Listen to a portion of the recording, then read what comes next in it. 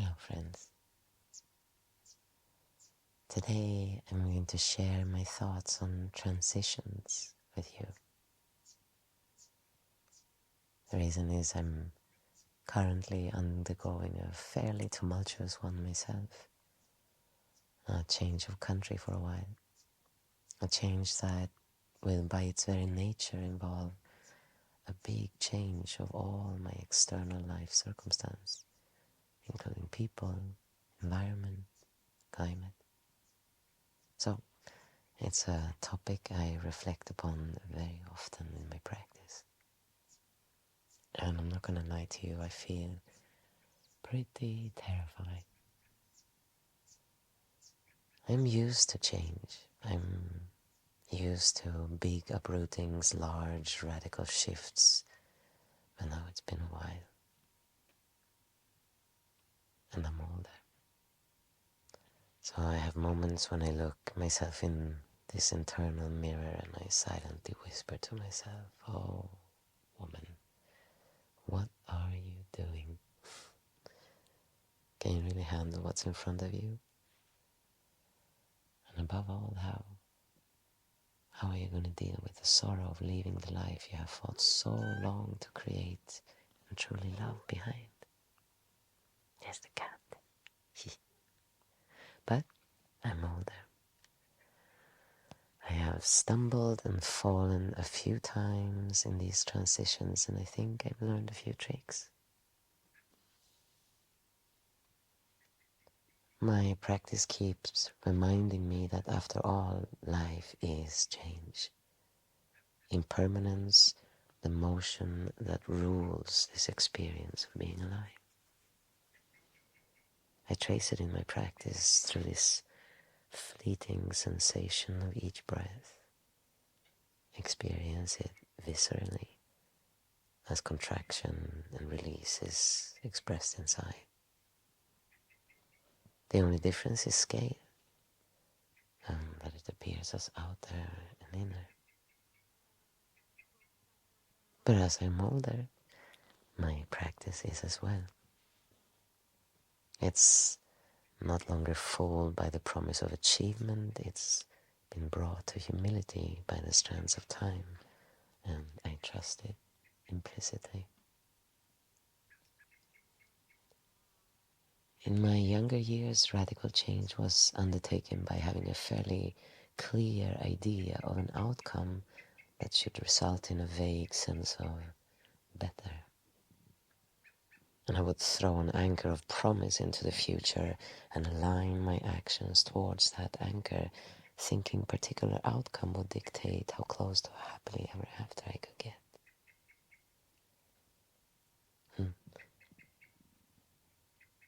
And now I'm letting the wisdom of an older practice guide me. And I'm treating this transition with the same consideration as I do when being present in the shifting sensations of reality I feel in practice. And practice always tells me, relax. Do as little as possible. Let life provide. Create a loose scaffolding for what is to come, much like you create your meditation seat. Create this loose scaffolding for whatever you perceive to be the basics. And then relax. And relaxing allows for life to show up. In my cushion I feel it when I relax my hips, when they're feeling so much pain after time. So instead of creating that hard, protective layer around, I have learned how relaxation allows for energy to move with greater ease, to flow. And I always send a little wave of gratitude to Bruce Lee, whose "be like water" speech sparked such a strong sense of recognition in me. And I feel like water inside. And in meditation, my mind is floating in this watery flow of energy. observing how it moves and adapts according to the quality and directive of, say, that same mind.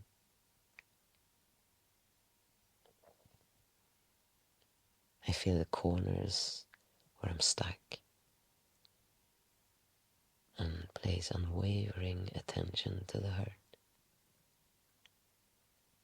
And sometimes the dam is so blocked that I need to swim instead of just float. And then I access deep breathing, breath full of ki, full of benevolent power.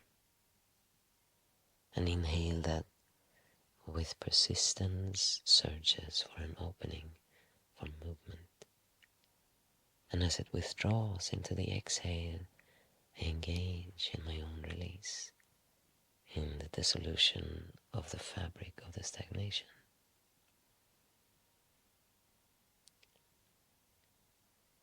Now when the flow of life is freed in this way, it at times brings about bigger skeletal movements,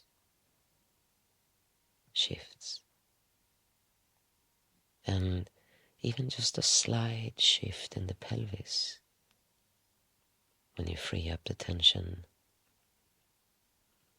it causes a ripple effect of rearrangement by the whole structure, since it is all so interconnected.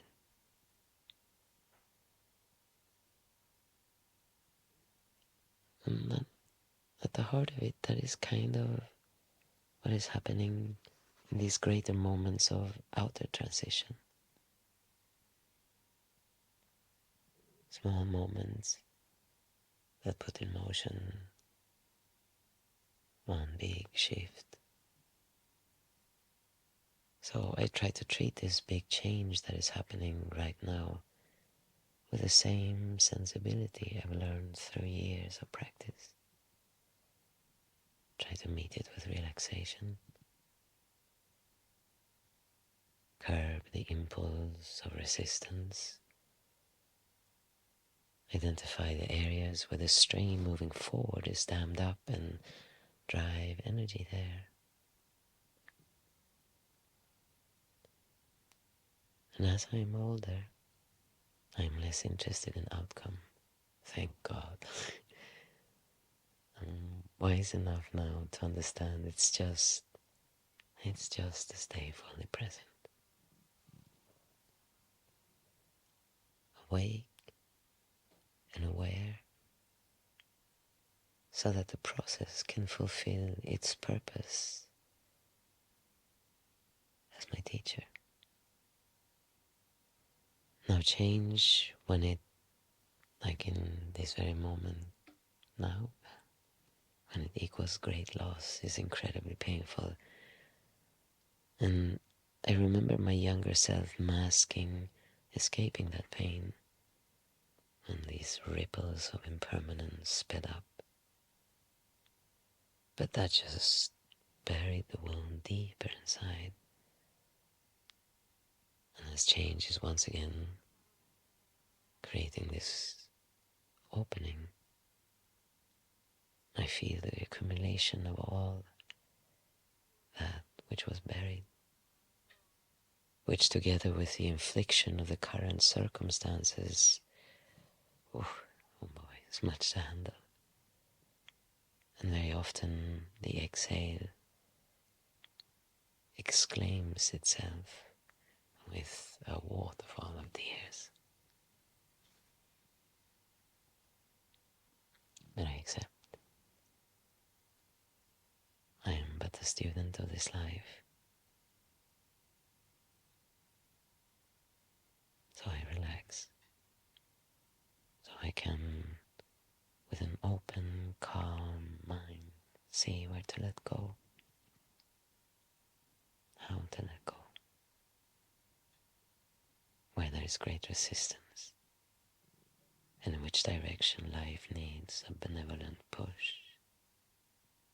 And let the process guide, teach, and lead me. For in this transition, merging old and new.